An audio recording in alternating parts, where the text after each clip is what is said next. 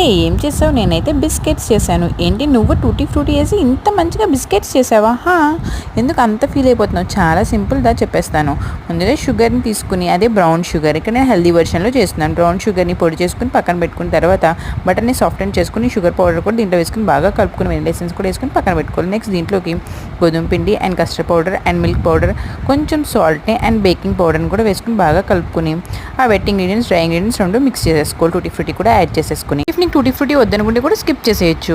తర్వాత ఈ రెండు మిక్స్ చేసేసి బాగా కలుపుకుని మనం చల్లని పాలు వేసుకుని డోలా ప్రిపేర్ చేసుకోవాలి. చపాతీ ముద్దలాగైతే చేసుకున్న తర్వాత దీన్ని ఫ్రీజర్లో అయితే పెట్టుకోవాలి. అది కొంచెం టైట్ అయ్యి కూల్ అయిన తర్వాత దాన్ని పీసెస్గా కట్ చేసుకుని బేక్ చేసుకోవడమే.